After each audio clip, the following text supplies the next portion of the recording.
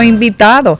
Él es el vicepresidente de la Fuerza Nacional Progresista. Comparte con nosotros Pelegrín Castillo. Bienvenido al Panorama de la Tarde. Muy contento de encontrarme aquí con ustedes, debutando en Panorama de la Tarde. Sí, porque había venido a Panorama, pero... ¿Al de la mañana? No, un poco más tarde. Al de la tarde, segunda edición. ¿Dónde está Priyanka? ¿Dónde está Priyanka? Nuestra hermana Priyanka, Así sí. fue que debuté aquí en Panorama y ahora mucho gusto de encontrarme aquí y enviándole un saludo al público de este espacio, que es un público atento, inteligente. Antes de iniciar con las preguntas, hay que agradecer a Pelegrín, que llegó con las manos llenas. Sí, nos ha regalado míralo aquí, su serie de libros escritos muy interesantes, dentro de ellos reflexiones sobre la política exterior dominicana, la Constitución bajo ataque, economía política de la invasión haitiana, choque de potencias en el Gran Caribe y las reminiscencias de Vincho sobre su padre.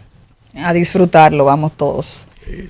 Gracias. Bueno, Pelegrín, el tema que ustedes, desde que yo tengo uso de razón, ustedes siempre lo han dicho, son nacionalistas y siempre han hablado de la situación haitiana. La gente lo veía como lejos, como que algo que nunca iba a pasar, y mi primera pregunta sería precisamente cuáles son esos riesgos que enfrenta la República Dominicana ante la situación de Haití.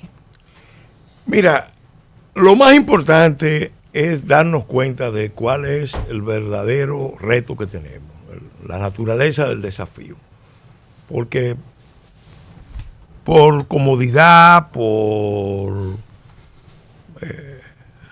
inercia, se dice que nosotros tenemos problemas migratorios. A mí me gusta decirme, nosotros no tenemos ningún problema migratorio con Haití.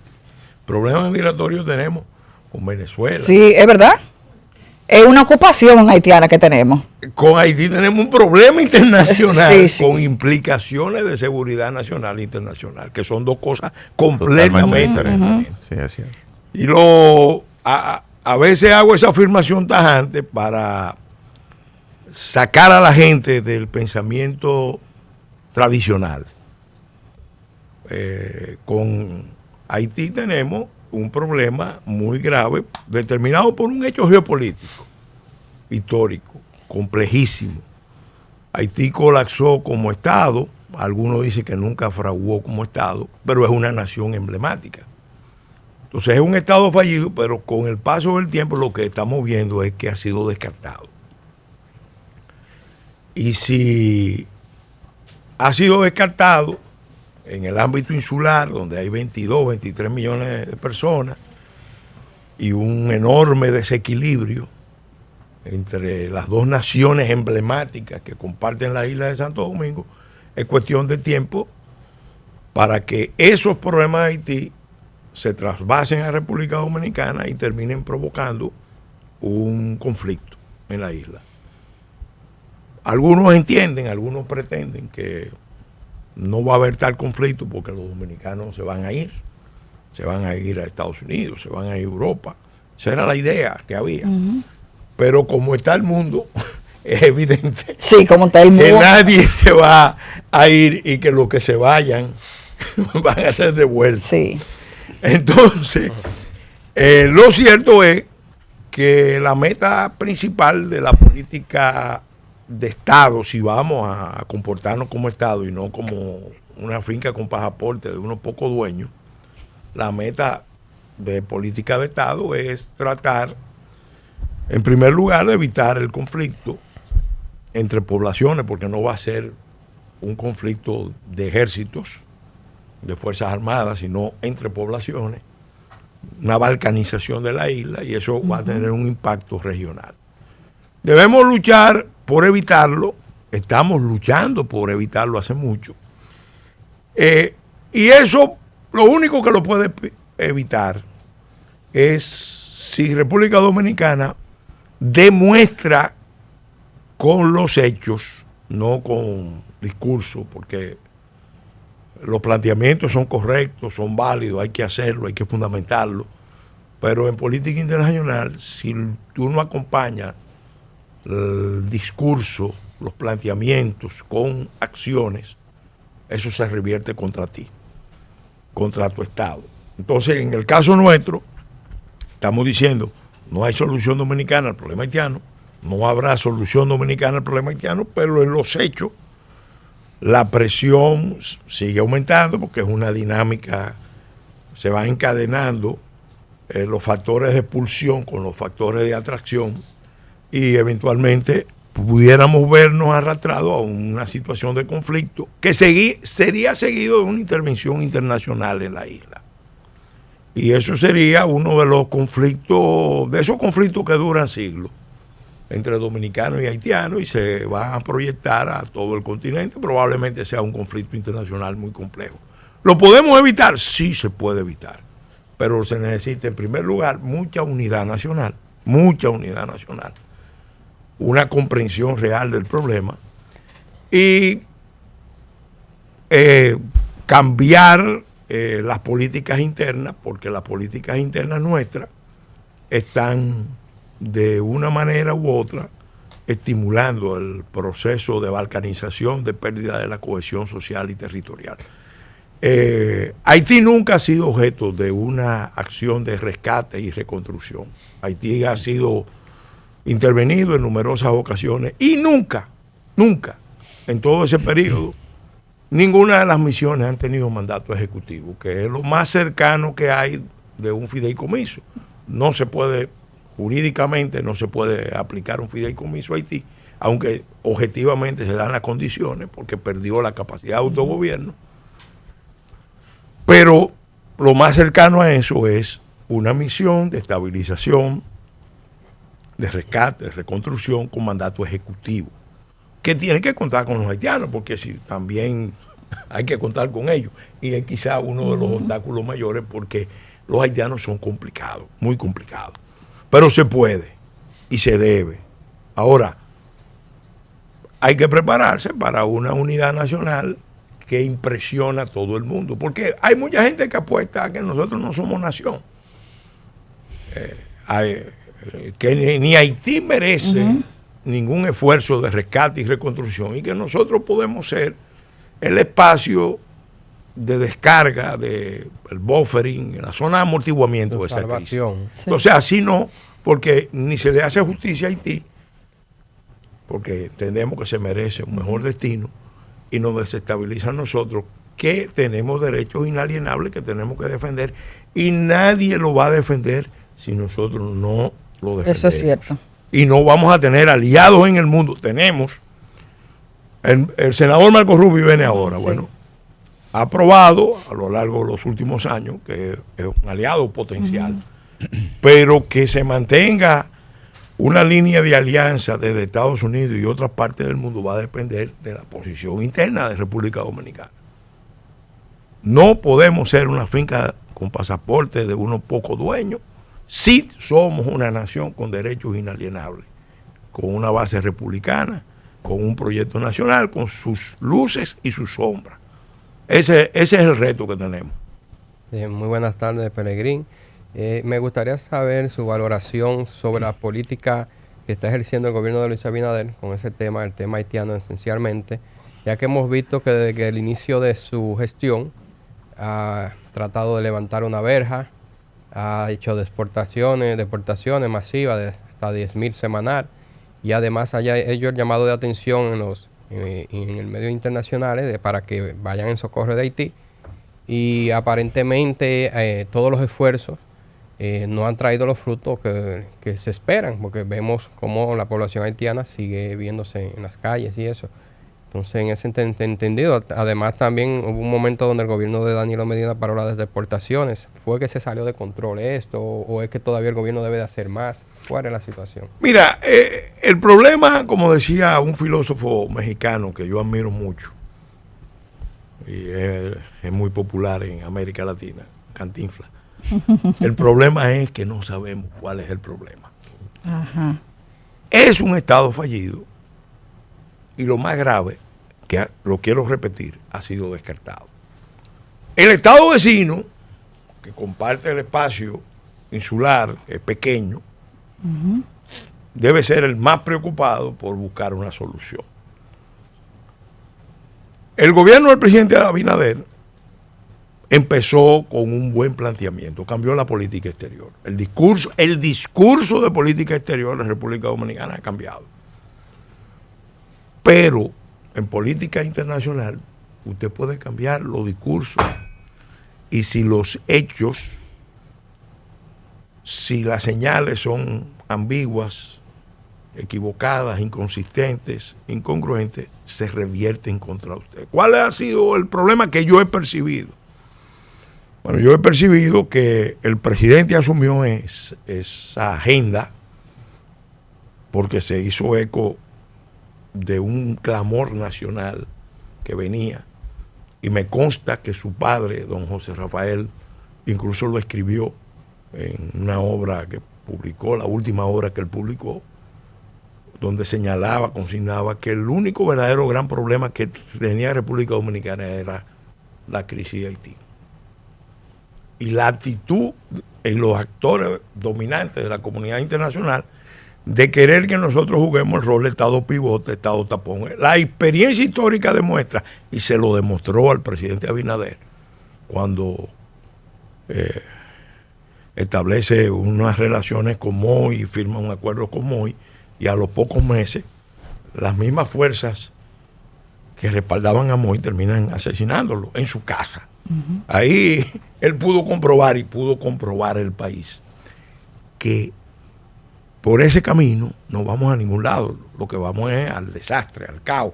El problema que hay en Haití se va a atravesar para acá. Entonces, el presidente cambió el discurso y hay que reconocer que emprendió algunas iniciativas, pero también hay que decir con toda responsabilidad que en su gobierno no todos están de acuerdo con esa visión. En su partido hay mucha gente que abiertamente se han opuesto. Sí. No, que dicen que tienen un grupo de gente haitiana. La experiencia está, bueno, vimos al ministro de Economía, eso es insólito, acusar a la República Dominicana de ser un país racista. Señores. Y yo sé que le llamaron la atención, me consta. A Paveliza le dieron una reprimenda, pero la realidad era que esa posición de Paveliza era para pedirle la renuncia. Inmediatamente. Porque no es un planteamiento cualquiera, una acusación a República Dominicana. Un ministro. Y siendo ministro. De un ministro. Entonces, el ministro Limber Cruz está muy preocupado por la cosecha de bananos. Él no ve la implicación que eso tiene. El presidente Mejía, que tiene una cuota de responsabilidad importante en los amarres que nos tiraron, porque nos tiraron unos amarres muy fuertes. Aquí todos los actores políticos, por acción, por omisión, por conscientemente, inconscientemente, por interés, por temor, por distintas razones, todos los actores políticos tienen una cuota de responsabilidad en esta dinámica que nos lleva al caos, este desequilibrio dinámico que hay en la isla. Desequilibrio dinámico es un término que se usa en física para designar el caos. Bueno, este caos que está en Haití es cuestión de tiempo de que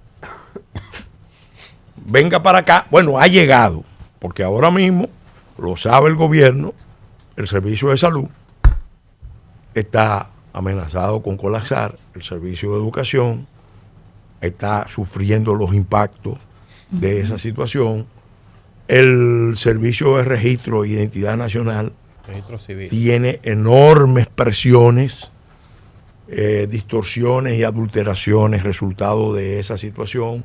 Los problemas de seguridad nacional y ciudadana han ido creciendo. Entonces, aquí se firmó un pacto. Se convocó el 27 de febrero, no cualquier fecha, el 27 de febrero. Yo estaba ahí en la asamblea cuando el presidente convocó. Todas las fuerzas políticas se pararon y aplaudieron el planteamiento del presidente. Lamentablemente, a la hora de sentarse a discutir para llegar a política de Estado, todas las fuerzas políticas no se pudieron poner de acuerdo y le sacaron el cuerpo al tema. Pero aún así se firmó un documento, se llama Pacto Nacional para Políticas Públicas de Estado frente a la crisis haitiana, firmado por 28 partidos, parte del liderazgo académico y parte del liderazgo intelectual del país que han manejado estos temas. ¿Qué ha pasado? Se firmó en octubre. Uno podía entender que quizá con la campaña, la presión de la administración Biden, que estaba muy agresiva con República Dominicana, ellos vacilaran. Pero ya estamos hablando de un escenario que demanda que se ponga en ejecución ese pacto, porque si no se pone en ejecución en todos los aspectos, ahí es que se manda esa señal de que, bueno, pero ustedes realmente ni están unidos como país, ni son consecuentes o coherentes en el planteamiento de sus temas, porque ustedes dicen una cosa y hacen otra. Y entonces ese es el gran reto. Yo al presidente Abinader le he dicho, lo exhorto, mire, a usted lo eligieron de nuevo para 4 años. Usted ya tiene que prepararse para la historia. ¿Cómo usted quiere terminar? Este es un periodo de transición, porque aquí está terminando el ciclo que empezó en 1996. Sí. Está terminando. ¿Cómo usted quiere terminar?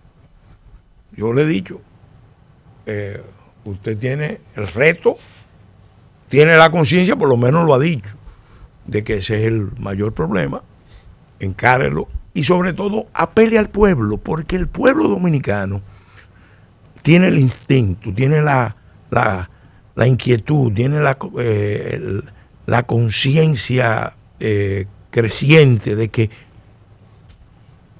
tenemos que defendernos, pero el liderazgo tiene que marcar los rumbos, y el liderazgo mayor del país es el presidente de la República. Pero no excluyo a los otros líderes de oposición, porque el presidente Fernández también tiene mucho conocimiento de ese tema. Yo lo he hablado largamente con el presidente Medina, con el presidente Fernández, con el presidente Abinader, con el presidente Mejía, con el presidente Balaguer. Todos tienen conciencia de la magnitud del problema. ¿Y entonces? O tenían conciencia en el caso de Balaguer. Entonces, ¿a quién hay que apelar para la defensa de la nación? Al pueblo, al dominicano. Hay que apelarlo. Pero no es para pelear con el haitianito de la esquina. Es para demostrar que somos una nación que merece respeto, que tiene derechos inalienables y que está dispuesto a defenderlo en cualquier terreno. Pelegrín, buenas tardes. Buenas. Yo fui 7 años director de Relaciones con Haití, el Ministerio de Relaciones Exteriores. Y mi experiencia fundamental ahí es que la República Dominicana vive de espalda a Haití. Que nuestro principal problema, los políticos dominicanos lo desconocen a Haití. No saben cómo piensan, no saben quiénes son las élites reales de Haití. De hecho, no hay una interlocución seria. Entonces, tenemos el tema haitiano, desde mi punto de vista, como de manera reactiva. Y la primera resistencia para que se pueda llevar una política seria y saber lo que pasa en Haití está en el Ministerio de Relaciones Exteriores. Yo tuve confrontación con la OIM, con unos rubios europeos que andan ahí dando órdenes, pero a nadie le importa. Entonces, ¿cuál es nuestra realidad? Que nuestro gran problema es Haití. Ahora, solo usted y su familia y algunos neófitos del tema opinan. No hay consecuencias, tenemos el país invadido. ¿Qué es lo que vamos a hacer? Mira, yo creo que en primer lugar tenemos que cambiar el esquema. Hay que renunciar a la idea de jugar a seguir jugando el rol de Estado pivote, Estado tapón de la crisis haitiana. A mí me consta, porque esto es un tema que yo lo estoy estudiando desde mediados de los 80, y conocimiento directo con muchos actores de la diplomacia dominicana, del empresariado, de la política y en el campo internacional, e incluso con amigos de Haití, con actores de Haití. Yo he tenido muchos intercambios. ¿Cuál ha sido parte del problema? Bueno, que eso que yo describí al inicio, de que Haití es un estado colapsado, fallido, zona de desastre ecológico, zona de desastre sanitario, narcoestado, eso la comunidad internacional entiende que lo puede gestionar asignándole a República Dominicana y a sus élites el rol de Estado pivote, de Estado tapón de esa crisis.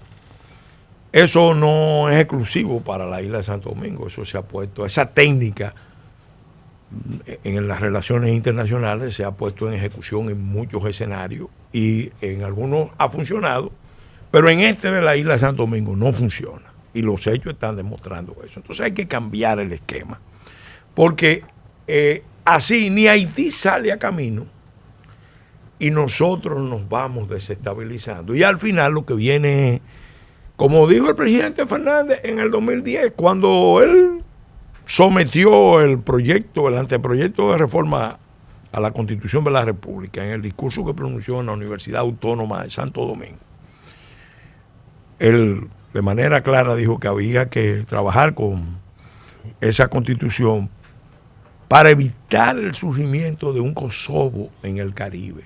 Ajá. De un Kosovo en el Caribe, que fue un planteamiento muy claro de que las posibilidades de un conflicto interétnico en la isla son altas. Entonces ¿cómo lo cambiamos? Bueno, ahí viene. En primer lugar, demostrando que no hay solución dominicana al problema haitiano. Eso significa muchas cosas. Eso significa cuidar la frontera, aplicar las leyes, hacer las reformas estructurales. Por ejemplo, le voy a poner ejemplos muy prácticos.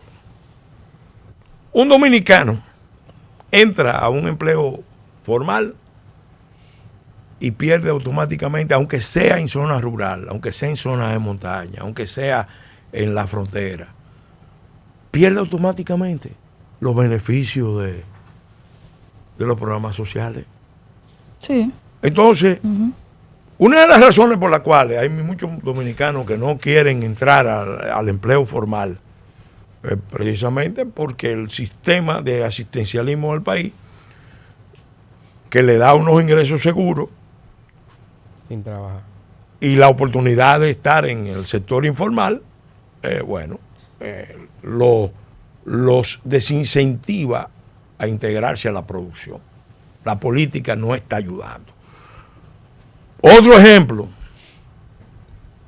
ejemplo evidente. Ustedes han visto últimamente, en los últimos 20, 30 años, una feria de implementos, maquinaria y equipos agrícolas, financiada por los bancos públicos y privados del país. Aquí sí se hacen las ferias de los vehículos sí, y las ferias de los apartamentos. Pero una feria, ni siquiera en la feria ganadera, tú ves una presentación. Y yo te digo, aquí hay por lo menos 20 rubros agrícolas que perfectamente se pueden tecnificar, automatizar, mecanizar. Claro, algunos lo pueden hacer los grandes empresarios, otros tiene que venir el Estado a apoyar a los pequeños y medianos productores. El ejemplo de la construcción. Aquí tenemos un déficit de vivienda de 2 millones. 1 millón cuantitativo y si le sumamos el cualitativo llega a 2 millones de las viviendas. Y teniendo ese problema, tenemos una industria de la construcción que está altamente cartelizada. Altamente cartelizada. ¿Qué pasa? Bueno, la estructura cartelizada de la industria de la construcción rompe por el lado más débil. ¿Cuál es? El empleo. Aquí hace rato debimos empezar a producir un cambio en las metodologías de construcción. Algunos lo han intentado, pero el Estado no ha sido, que debe ser el gran impulsor de esa reforma estructural, porque por ejemplo nosotros deberíamos tener hace rato una política de fabricación de viviendas y de edificaciones de todo tipo con prefabricados, pero no se ha hecho. ¿Por qué? Porque tenemos una sobreoferta de mano de obra extranjera en condiciones de ilegalidad, que cada día, cuando tú le metes toda la ecuación de lo que eso significa, todos los costos en bienes públicos, en servicios públicos, en complejidad de las relaciones interétnicas y el potencial de conflicto. Un conflicto dominico-haitiano se lleva el sector turístico en un mes. Sí. Claro que sí. En un mes se lo lleva.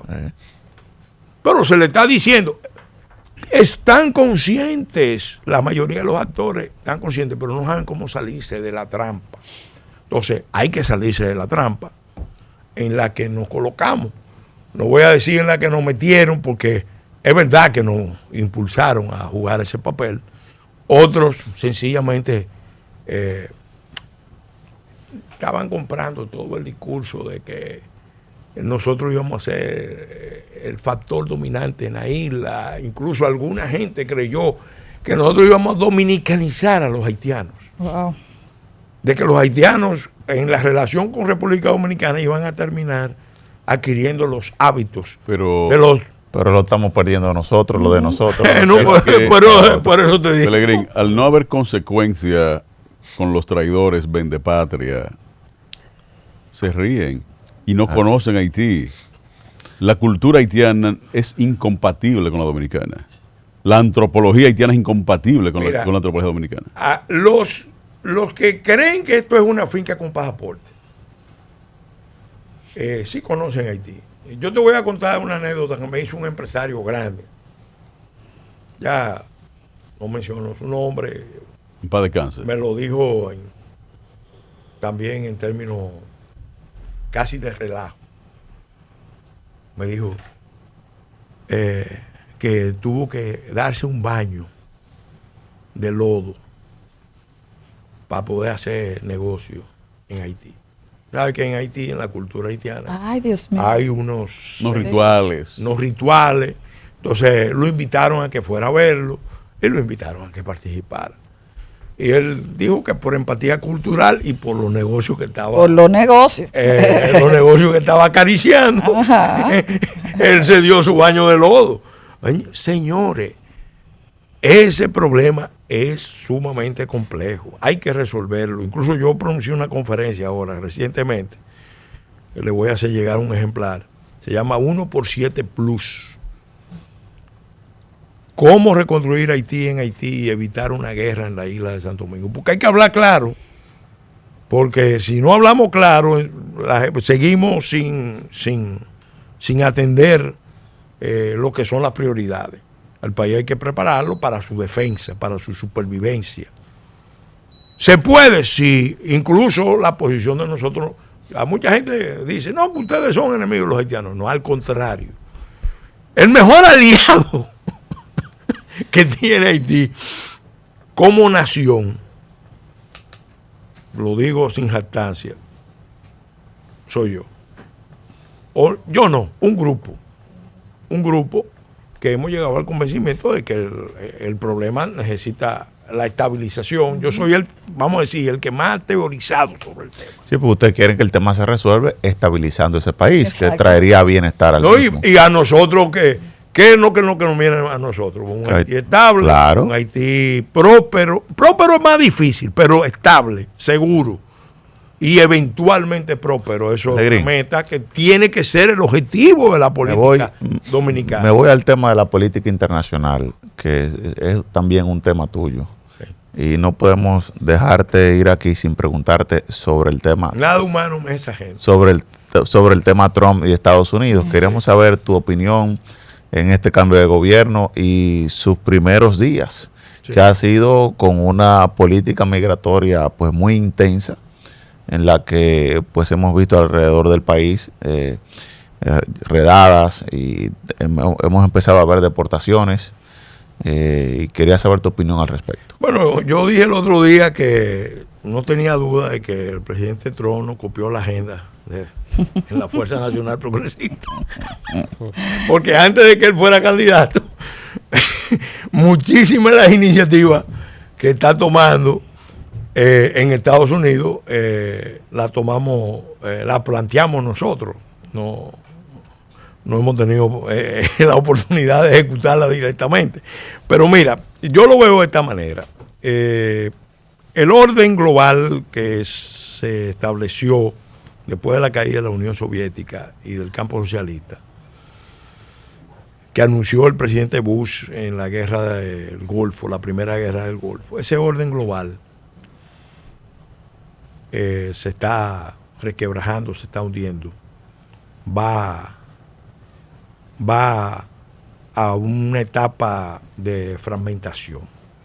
Ahora estamos entrando en un nuevo orden mundial, cambio geoestratégico de gran calado, donde vamos a vivir la experiencia de las grandes potencias redistribuyendo en el mundo sus áreas de influencia y redefiniéndolas.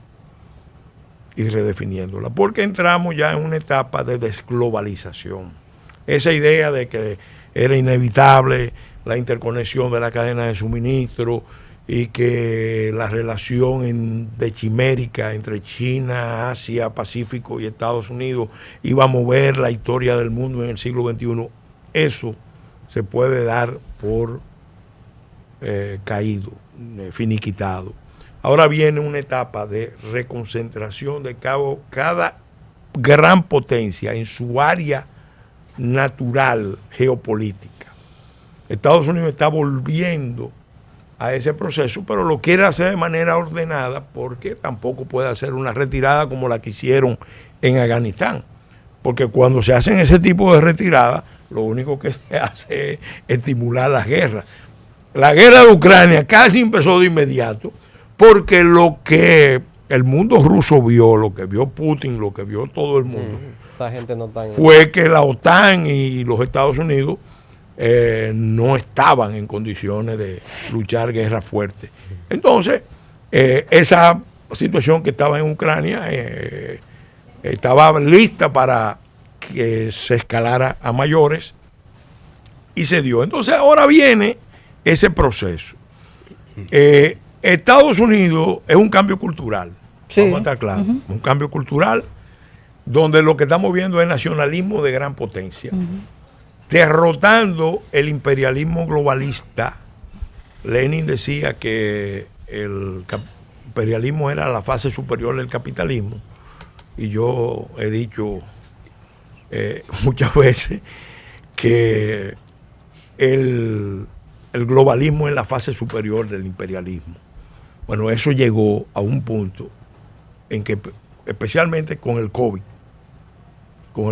empezó antes, pero entre el 2008 con la recesión, los conflictos de las grandes potencias, el mar meridional, mar oriental, más Crimea, más el COVID, eso han terminado ya por desmontar ese orden global. Ahora, ¿qué viene?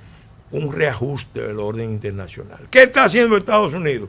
Le está mandando señales a China y a Rusia. Bueno, como ustedes están jugando con nuevas reglas, yo voy a jugar también con nuevas reglas. Y quiero mi área de influencia como ustedes quieren su área de influencia. Putin, tú quieres Ucrania, mira, vamos, nos pondremos de acuerdo como se pusieron los tres grandes en Yalta, porque todo esto se está haciendo con el espíritu de Yalta. Nos pondremos de acuerdo para reparto de áreas de influencia, y las relaciones internacionales ya no van a descansar alrededor de organismos como la ONU. Fíjate que se sale Estados Unidos de la OMS, ya se salió Italia, ya viene un movimiento que va a crecer para salirse mucha gente de la OMS. ¿Por qué? Porque lo que viene es un periodo de conferencias internacionales, las relaciones entre regiones del mundo, lo explica Kissinger en su obra El Orden Internacional. El Orden Internacional.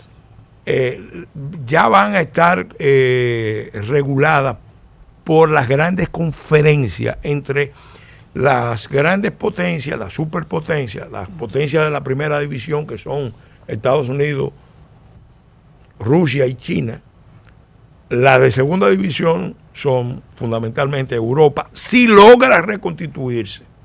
Si logra reconstituirse.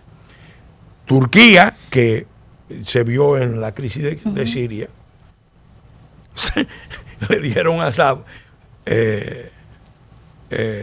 vamos a Moscú, ya llegó la hora de partir, y se lo llevaron. Pero ahí se negoció, Rusia, Turquía y Estados Unidos negociaron el nuevo escenario de Siria. Eso está claro. Y la India, que la India es ya sin discusión la potencia del Indo-Pacífico. Queda el tema de qué vamos a hacer en América Latina, qué vamos a hacer en el Gran Caribe. Trump, Marco Rubio, su equipo, quieren poner una prioridad mayor en su área inmediata, que en términos históricos es lo que se conoce como el vientre blando bajo del Imperio Americano, porque esta es una zona, una línea de fractura, como dice Huntington, que Estados Unidos tiene que construir una relación con esta región constructiva y poner orden. Estados Unidos ahora mismo, para que veamos las cifras frías, tiene 100.000 muertos por año solo de fentanilo. Eso es grave, señores. Y los lesionados, que no lo mencionan, son probablemente 300, 400.000. Entonces, obviamente, eso minando las bases de esa superpotencia. Eso es lo que llama guerra híbrida de cuarta generación. Claro, las élites globalistas no le importaba, porque ellos estaban controlando a Estados Unidos. Fíjate cómo ahora están haciendo una investigación especial frente al ex secretario de Defensa de Estados Unidos, el general Mills. ¿Por qué? Porque en uno de los momentos de la crisis que se dio en Estados Unidos, el general Mills estableció una comunicación directa con la jefatura china, directamente, y le dio la garantía de que en ningún caso, porque los chinos estaban preocupados con la posibilidad de que los militares apoyaran a Trump, y él le dio la garantía de que los militares no iban a apoyar a Trump en el conflicto interno de Estados Unidos. Óyeme, lo que viene, pueden venir muchas cosas, según algunos autores, pudiera venir ya hasta la caída de Occidente. Pero yo creo que si no nos vamos a ese extremo, sí está claro que Estados Unidos está en la fase de recomposición, de la vuelta a la doctrina Monroe reformulada, de levantar el TIAR reformulado. Eso va a implicar cambios muy importantes. Incluso yo me encontré con un dato investigando ahora, repasando los libros. El TIAR que se firmó en el año 1947 incluía a Groenlandia en la zona de seguridad hemisférica. Incluía a Groenlandia, que Trump lo trata ahora. Entonces, viene una nueva etapa y los países como el nuestro tenemos que cuidarnos mucho, porque si nos descuidamos y no jugamos bien nuestras cartas, no atendemos bien nuestros cartones, podemos pagar las consecuencias. Las dos veces que hemos sido intervenidos con consecuencias tremendas, algunas positivas, otras muy negativas, ha sido precisamente porque los políticos han estado mirándose el ombligo. No miran lo que está pasando alrededor, no interpretan lo que está pasando. Desiderio Arias no entendía que Haití acababa de ser ocupado y que la legación americana lo consideraba un agente alemán. ¿A Desiderio? A Desiderio. Oye. Y peor, lo usan para derrocar al presidente Jiménez y crear el escenario que favorezca ya la intervención. Pero después de un quinquenio de sangre y de revueltas internas. Entonces, esas son lecciones de la historia que la clase política, mira, nosotros tenemos que mantenernos unidos. Aprender de la historia, porque ya hay mucha historia pasada, y nunca olvidarnos de la geopolítica. Las cuestiones ideológicas, partidarias, hay que ponerlas en otro plano. Que Trump está haciendo ahora su política migratoria fuerte, pero en Estados Unidos hay más de 50 millones de migrantes. Sí. Yo no sé a qué nivel lo que él está haciendo repercuta en una gran cantidad de migrantes que hay allá en ese país. Mira, yo pienso que ellos van a poner, porque la verdad es que había un desorden. 7 caravanas. Y eso no es casual, es cuando tú organizas una caravana que empieza en Chile y te termina en la frontera con México. Tú tienes que saber que ahí hay mucha organización. El crimen organizado transnacional, con el apoyo de ciertos gobiernos de la región, en lo que se llama la guerra híbrida. ¿Por qué? Porque parten de la idea, la imagen, de que el proletariado exterior, junto con la revuelta del proletariado interior, que era la descripción que hacía Arnold Toynbee de cómo caían las civilizaciones, iban a provocar la caída del imperio. Esa es una apuesta. Estados Unidos, señores, está dividido.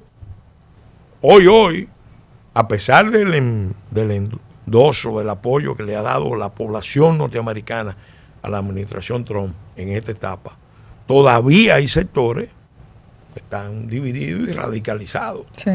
Entonces ahí pueden pasar muchas cosas todavía, pero evidentemente que ellos están revirtiendo eso, y yo pienso que ellos en algún momento van a tener que sentarse a discutir el tema migratorio y el tema, porque el planteamiento original de Trump, que lo hizo Pompeo, que ahora está en desgracia, pero el planteamiento original de Trump es que los problemas hay que resolverlos en el origen, que no es con una política de acogida en los Estados Unidos que se va a manejar el problema continental, que hay que poner atención a los países en el origen para que no tengan, vamos a decir, el impulso a expulsar a su población.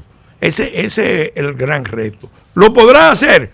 Yo creo que el continente perdió una gran oportunidad en el 2005. Por errores de los propios Estados Unidos y por errores del liderazgo latinoamericano. Cuando en Mar del Plata le dijeron al presidente Bush, hijo, no aceptamos el ALCA. ¿Qué hizo Estados Unidos? Que estaba mirando a China desde antes, porque el planteamiento del ALCA se hizo desde 94.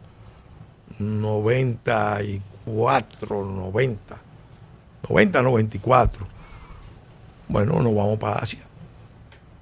Lo natural hubiera sido una zona de libre comercio continental, bien negociada. Y Brasil pudo haber jugado ese papel con Fernando Enrique Cardoso y luego con Lula. Pero la administración, porque Brasil tiene buena diplomacia, pero si no hubiera estado influida por la visión fidelista, antiimperialista, antinorteamericana, anticapitalista, la historia hubiera sido otra. La historia hubiera sido otra y esta hubiera sido, sin duda, la zona del mundo, porque la tiene todos los recursos. Todos los recursos. Todas las condiciones. Si hay una isla continental que puede desconectarse del mundo, son las Américas. Ahora tiene que ser América para todos los americanos, no para los norteamericanos gringos. Panorama FM 96.9